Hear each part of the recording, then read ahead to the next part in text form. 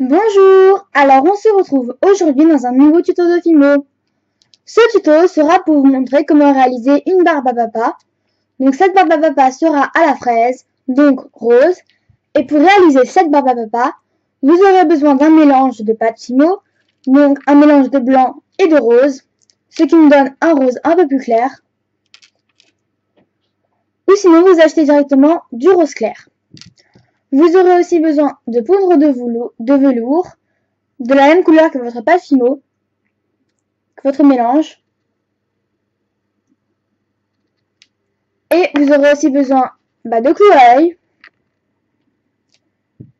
Vous aurez besoin de cure-dents. Donc le même nombre que le nombre de barbe à papa que vous voulez faire. Et vous aurez besoin de Fimo liquide, mais c'est facultatif. Voilà. Et donc tout d'abord, nous allons prendre notre mélange de pâte. Nous allons en faire une boule.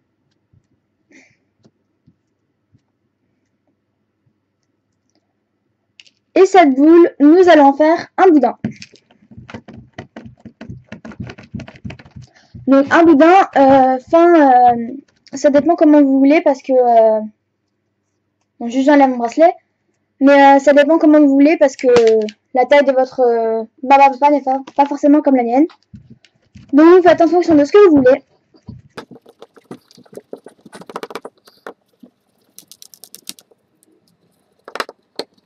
Je suis désolée pour les petits bruits.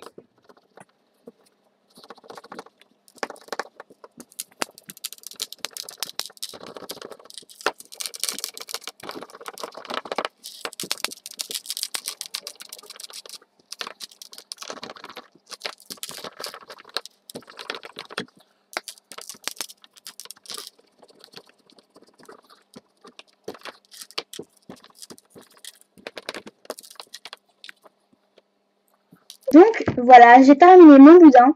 Donc comme je vous l'ai dit, je l'ai fait large comme moi j'en avais besoin. Et vous pouvez toujours varier en fonction de ce que vous voulez faire. Donc maintenant on va prendre notre cure-dent. Et bien sûr, vous pouvez le couper comme vous voulez, à votre manière. Et d'abord, on va prendre le bout ici, à la fin, et on va un peu le recourber, on va dire. Vous pouvez prendre une lame et couper le bout. Et là, former une espèce de pointe.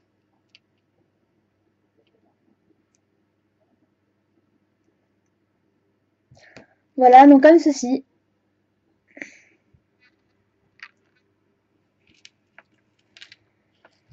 Et là, on va prendre donc le cure-dent. On va tout d'abord couper le bout, mais là, je n'ai pas la pince sous la main, alors je ne le vous montrerai pas. Mais vous coupez juste le bout pointu parce que ça fait un peu, déjà ça pique, et puis après, c'est pas comme ça les vrais barbe à papa. Donc vous coupez le bout. Et puis déjà, on va commencer par le haut à enrouler, en fait, autour de la barbe à papa. Donc par le haut du cure-dent. Et on enroule le fil tout autour du cure-dent. Donc il faut faire, généralement c'est bien, c'est joli de faire 2-3 tours. Mais vous choisissez le nombre de tours que vous voulez faire, bien sûr.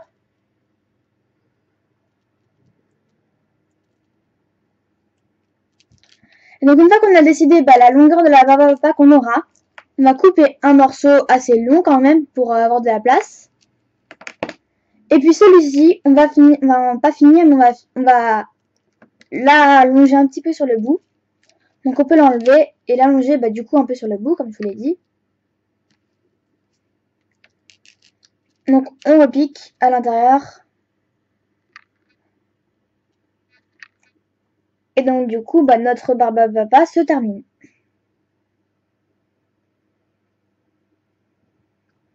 Donc moi, elle est un peu trop longue, je pense.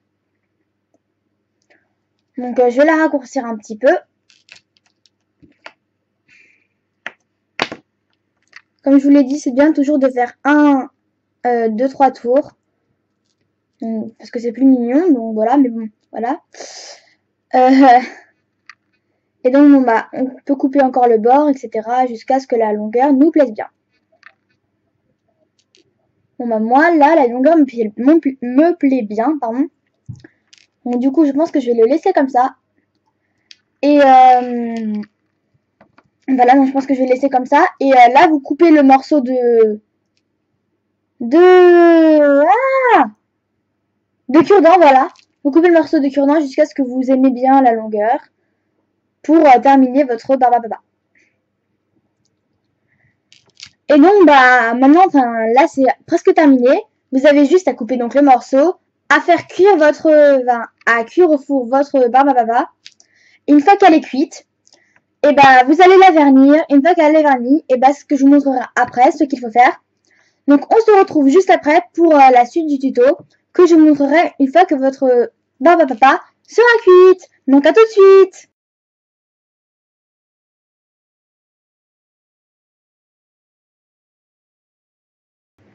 Bon bah voilà, alors on se retrouve dans la deuxième partie de ce tuto.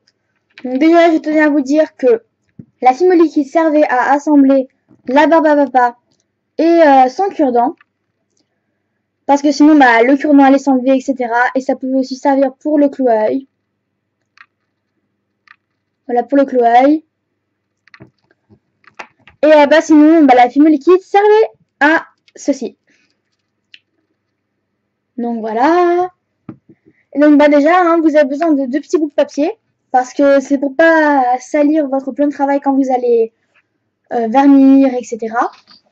Donc bah pour cette deuxième partie vous aurez besoin d'un vernis, de poudre de velours comme je vous l'ai dit au début.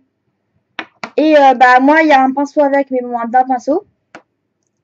Et bien sûr bah, de vos créations, logiquement. Donc tout d'abord moi je vais vernir avec vous ces petites barbes à papa. Et bah une fois que j'aurai terminé de les vernir, bah, je vous montrerai ce qu'il faudra faire avec la poudre de velours.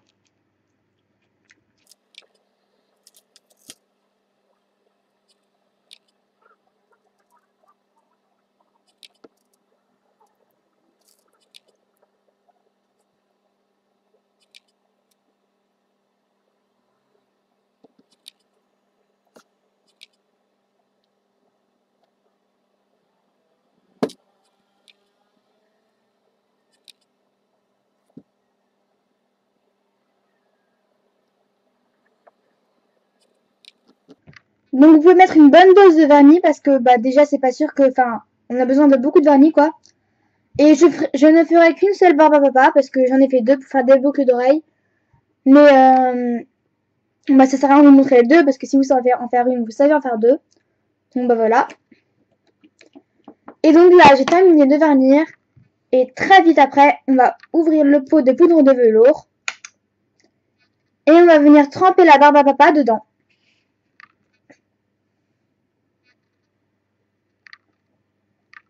Donc c'est pour donner cet effet un peu filant, etc.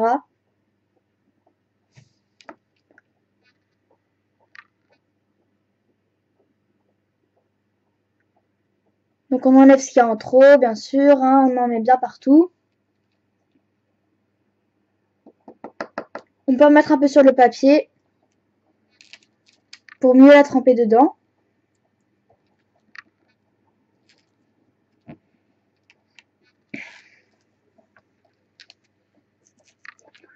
Donc voilà, il faut bien qu'il y en ait partout.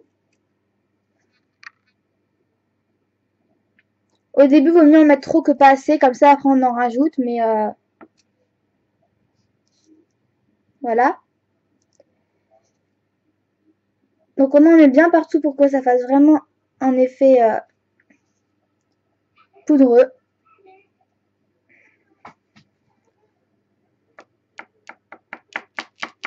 Donc on enlève tout celle qui sert à rien en tapotant.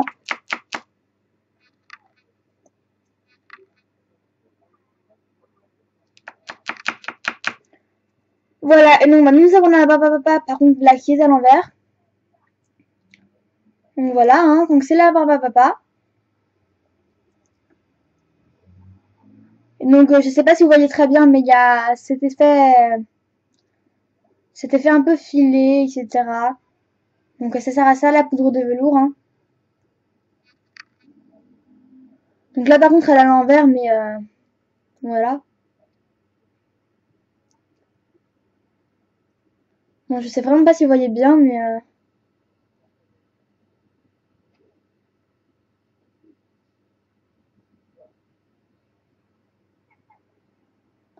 Bon, j'essaie vraiment de vous montrer, mais bon, j'y arrive pas vraiment. Ça va pas faire la mise au point, donc... Bref. Dès que là, ça a marché... Et bah non. Ah si, voilà. Donc vous voyez, il y a un peu cet effet... voilà, quoi. Et donc, normalement, on la laisse sécher. Donc moi, bah, je vais reprendre mon petit truc pour faire sécher mes objets. Et donc, bah voilà, ce tuto est terminé. J'espère qu'il vous aura plu, qu'il vous aura aidé. Et on se retrouve très bientôt dans un nouveau tuto. Salut!